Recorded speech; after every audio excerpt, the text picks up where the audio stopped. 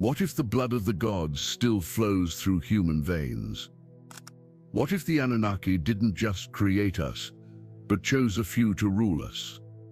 Across history, kings and pharaohs have claimed divine right, but what if that wasn't a metaphor? What if they truly descend from ancient gods who once walked the earth? In this episode, we explore the shadowy legacy of the Anunnaki, bloodlines of power, hidden rulers, and the spiritual war between those who would awaken us and those who would keep us in chains.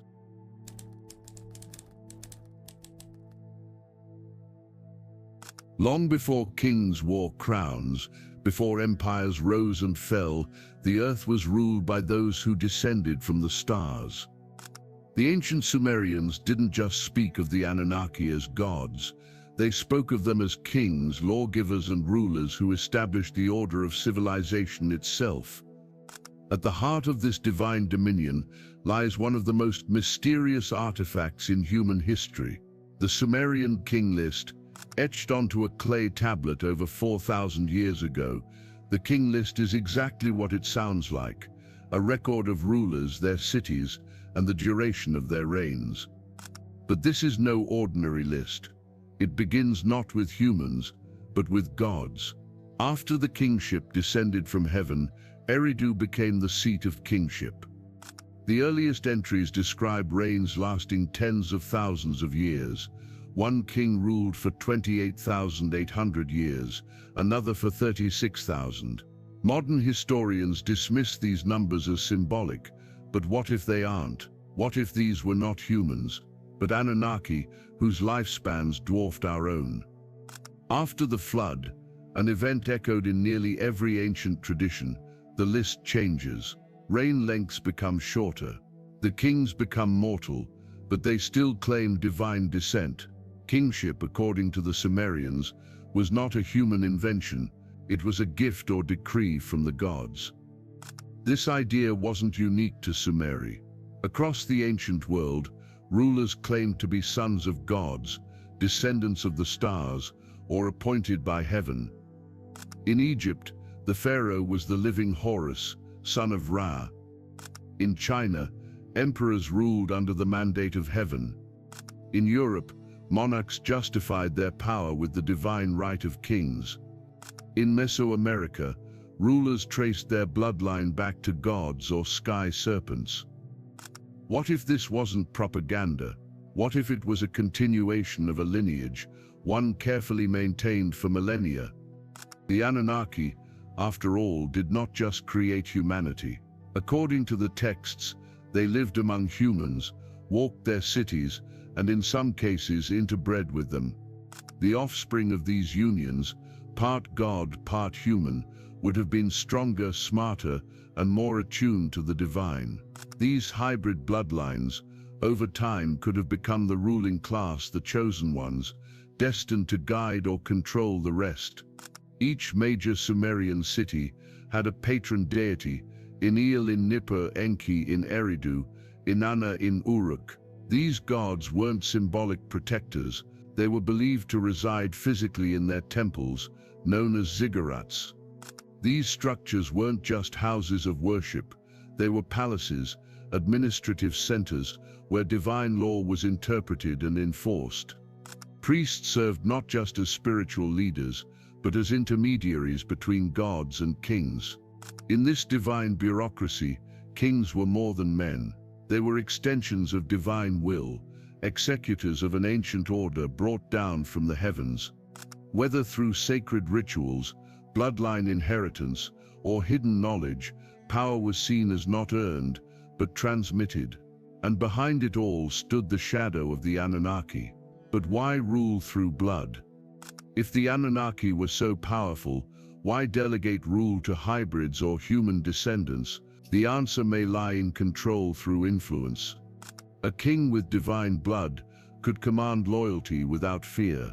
A priest with ancestral memory could guide the masses while hiding deeper truths, and a civilization that believed its rulers came from the gods would never question authority. In this way, the reign of the Anunnaki didn't end, It simply evolved from gods to demigods, from demigods to kings, from kings to presidents, popes and prime ministers. The names changed, the titles changed, but the throne remained.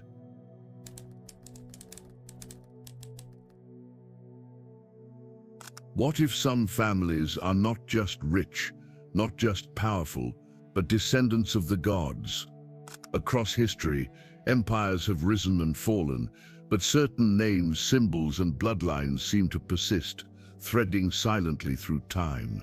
Kings, emperors, popes, presidents, all claiming, directly or indirectly, a divine origin. But what if this wasn't merely myth or political theater? What if there truly exists a genetic legacy of the Anunnaki, a bloodline seeded by the gods themselves, maintained in secret across millennia? In the myths, the Anunnaki not only created mankind, they mated with them. From these unions came hybrid beings, not fully divine, not fully human. These were the Nephilim in the Bible, the demigods of Greek lore, the heroes of old, giants, kings, and sages with extraordinary abilities. The book of Genesis tells us, "The sons of God saw that the daughters of men were beautiful, and they took them as wives." There were giants in those days, and also afterward when the sons of God came in to the daughters of men. This passage, often glossed over in modern religious teaching, may be the clearest reference to genetic intermingling between celestial beings and early humans. In the Sumerian tradition, similar stories appear, gods taking human lovers, offspring born with unique power or knowledge, and dynasties blessed or cursed by their divine ancestry. Throughout the ancient world, divine ancestry was the ultimate justification for power. Pharaohs of Egypt claimed descent from Ra or Osiris. Babylonian kings traced lineage to gods like Marduk or Enki. Chinese emperors claimed the mandate of heaven, suggesting a celestial bloodline. Even medieval European monarchs claimed divine right, the idea that their authority was not elected, but inherited from God. But how do you preserve such a bloodline over generations? Through careful control of marriage, ancestry, and genetic isolation. Many royal families practiced interbreeding to preserve pure blood. Some historians argue that behind the public reasons for these unions, alliances, politics, was a secret agenda, maintaining a bloodline that could be traced back to the divine. In fact, studies of certain royal genealogies show shocking levels of interconnection. For example, almost all European monarchs of the last 1,000 years are related through a single family tree. Coincidence? Or design? One of the most enduring legends of sacred bloodlines centers around the Merovingian dynasty, an ancient Frankish lineage that ruled parts of modern-day France and Germany in the early medieval period. According to some esoteric traditions, the Merovingians were not just royalty, they were descendants of Jesus and Mary Magdalene, or even offspring of the Anunnaki. This idea was popularized in works like Holy Blood, Holy Grail, and later fictionalized in the Da Vinci Code, but it has roots in much older Gnostic and Templar traditions. If true, it would mean that a divine bloodline survived underground, hidden by secret societies, protected by coded symbols, and passed from generation to generation. And it doesn't stop there.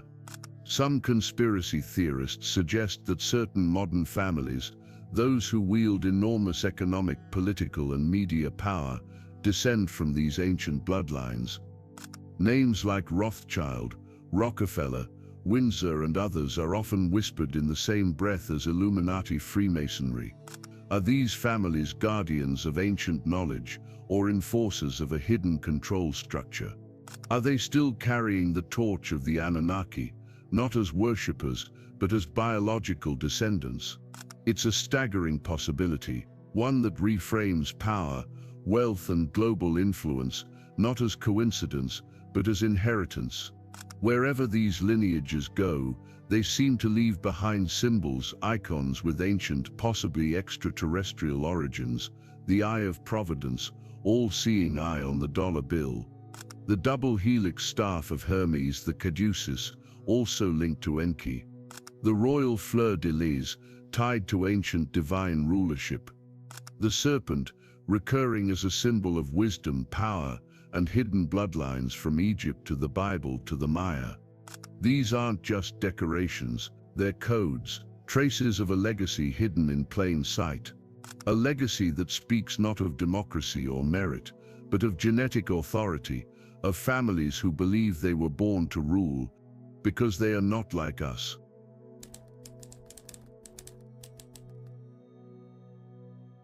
What's the most efficient way to rule a civilization without ever revealing your face? Simple. Make the people believe they are free.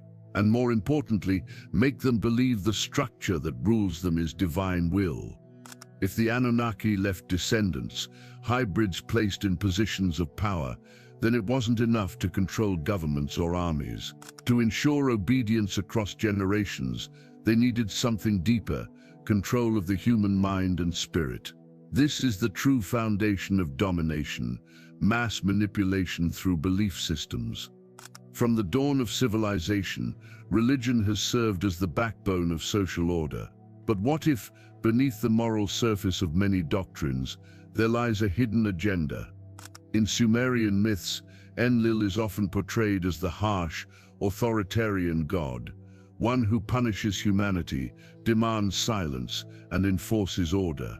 Enki, in contrast, helps humans, teaching them forbidden knowledge and defying the laws of heaven. This dynamic is mirrored in later religions. A distant, wrathful god demands obedience and fear. Intermediaries, priests, kings, prophets, interpret divine law for the masses. The idea of original sin, where humanity is born guilty, unworthy, and must constantly repent. The result? A society that internalizes guilt, fears divine punishment, and sees authority as sacred and unquestionable. Is this just religion, or is it psychological programming implanted in humanity thousands of years ago? When belief systems dictate what you eat, how you love, what you fear, and even how you think, your freedom becomes an illusion wrapped in ritual. And when that system is taught from childhood, reinforced by temples, schools, media, and culture, there are no chains, because the prison is invisible. It lives in the mind. Those who question it, mystics, rebels, Gnostics, are exiled, demonized, or destroyed. Just like Prometheus, who gave fire to man. Just like Enki, who gifted knowledge to humanity. In the modern world, the control system has simply evolved. Mass media shapes perception and behavior. Standardized education teaches obedience, not critical thinking. Technology collects, monitors, and influences desire. Politics and economy offer false choices, two sides of the same hidden hand. Alternative researchers suggest that these are not accidental evolutions, but extensions of a millennia-old structure built by the Anunnaki and maintained by their bloodlines. Religion controls the soul, governments control the body, banks control material life, media controls the mind. And above them all, those who remain unseen, not in temples, not on thrones, but behind closed doors, influencing, directing, inheriting. In ancient days, humans were created as laborers for visible gods. Today we are shaped as laborers for invisible systems. We trade our life force for digital currency. We offer our data, our attention, our time willingly, and we are told this is freedom. But perhaps the most disturbing realization is this: nothing has changed, only the tools have evolved. The temple became a bank, the altar became a screen, the king became a CEO, but the structure remains. The people still serve, they just no longer know who they serve.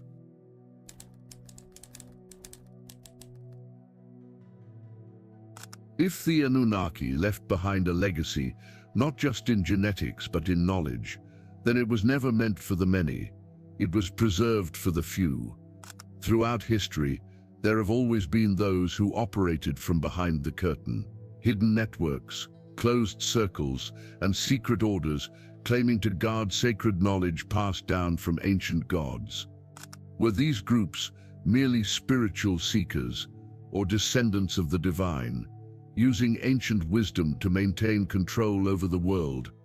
From the mystery schools of Egypt, to the Orphic cults of Greece, to the Pythagorean brotherhoods and the Hermetic orders of the Renaissance, there has always been a tradition of initiatory knowledge, kept secret from the unworthy.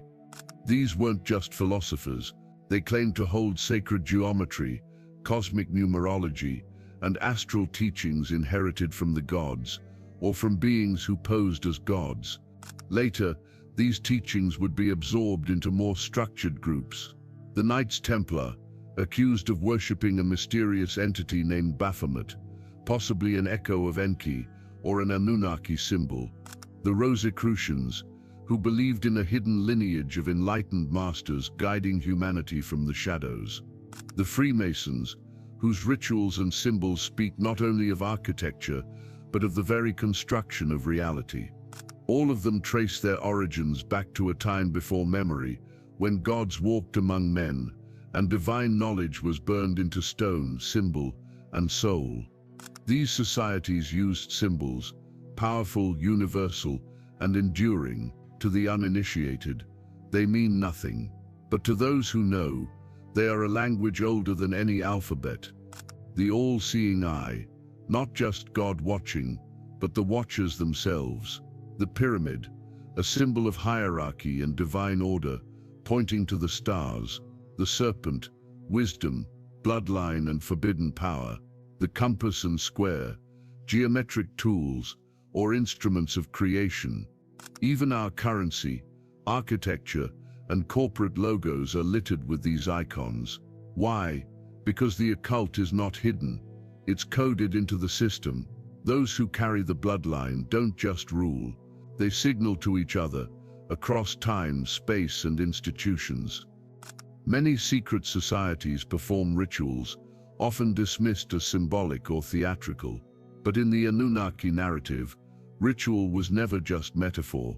It was technology, a way to open portals, access consciousness, align with cosmic forces. Ancient temples weren't just places of worship. They were machines of resonance, structures designed to manipulate energy, sound, and awareness. If these rituals survived, hidden in lodges, chambers, and darkened cathedrals, then so too did the function behind them. Today, many believe these secret traditions have evolved into elite circles.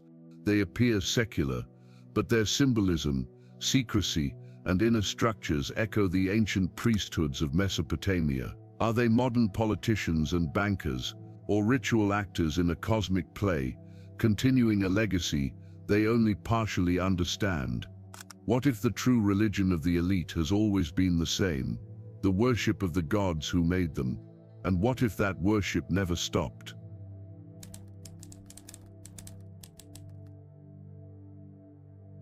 In every mythology, there is a pattern. The gods do not live in harmony. They fight, betray, and divide, just like humans. Or rather, perhaps humans fight because their creators did. Among the Anunnaki, the stories are no different.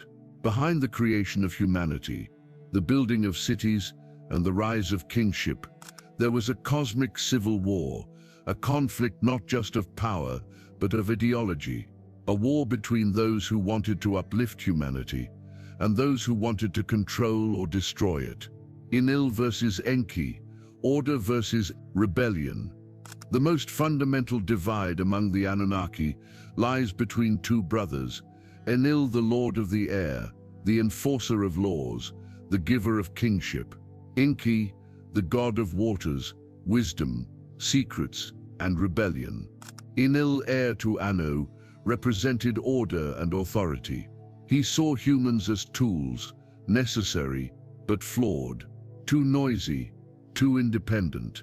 When humanity multiplied, disrupting the peace of the gods, it was Enlil who ordered their destruction through plagues, famine, and eventually the Great Flood. But Enki disagreed. He saw in humanity potential, a spark worth protecting. And so, in secret, he warned Atrahasis, the Sumerian Noah, to build a vessel and save the human line. He taught humans forbidden knowledge, how to write, how to heal, how to think freely. This conflict between brothers is echoed across the world. Osiris versus Set in Egypt, Prometheus versus Zeus in Greece, Loki versus Odin in Norse myth, Lucifer versus Yahweh in the biblical narrative. In each case, one god upholds law and control, the other brings fire, wisdom, and rebellion. But is the rebel truly evil, or simply misunderstood? The Sumerian texts hint that this war escalated, leading to battles not just in the heavens, but on earth. In later Akkadian and Babylonian myths, divine wars caused devastation, citywide destruction, and even weaponry that resembles nuclear force. Bright flashes of light, ground burned to glass, winds of death sweeping the land. Some researchers believe these tales preserve the memory of advanced weaponry used in a war not between nations, but between gods. And after this war, the gods left, or so it seemed. Even after the Anunnaki withdrew or went underground, their ideologies remained, planted in the hearts of kings, priests, and secret orders. Some carry the banner of Enlil: order, control, hierarchy, the preservation of a system. Others carry the flame of Enki: knowledge, freedom, awakening, even if it means chaos. Could this explain the hidden forces that still pull the strings of our world? The constant tension between totalitarianism and freedom, the push and pull between secrecy and revelation, the eternal battle between those who guide and those who rule. What if the spiritual war raging beneath politics, religion, and culture is not a new one, but the continuation of a celestial civil war, started before history even began? And we, the children of clay and stardust, are the ones caught in the middle.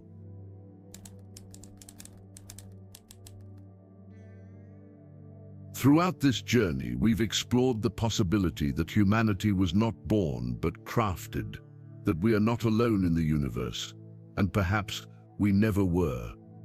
The Anunnaki, these powerful beings from the stars, may have descended to Earth not as gods, but as engineers, rulers, manipulators, and rebels.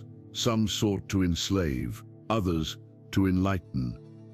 And between them, a war was waged, not just for control of the Earth, but for the soul of humanity itself. But what if that war never ended? What if it continues today, hidden behind thrones, logos, laws, and rituals? What if the systems we live under are not the result of evolution or human ingenuity, but the descendants of a cosmic order shaped millennia ago by beings whose influence has never fully disappeared? And what if the bloodline of the gods still flows through the veins of kings, CEOs, and silent rulers, those who understand the ancient power of symbols, sound, and soul? As we gaze at modern empires, digital surveillance, mass indoctrination, and economic enslavement, we begin to see a pattern, not of progress, but of perfected control. A system that echoes the temples of Sumer, the laws of Enlil, and the shadows of divine rule. But not all is lost. Because just as control was encoded, so was rebellion. In our myths, in our memories, in the part of us that still dares to ask, who are we? Why were we created? And what power still lies dormant within us? In the next and final chapter, we go beyond history and bloodlines, into the present day. We'll explore the theory that the Anunnaki never left, that they have simply adapted, and that their influence is still felt, not through temples or tablets, but through technology, genetics, and hidden agendas in the modern world. The final question remains, are we awakening from a long genetic sleep, or are we being prepared for their return?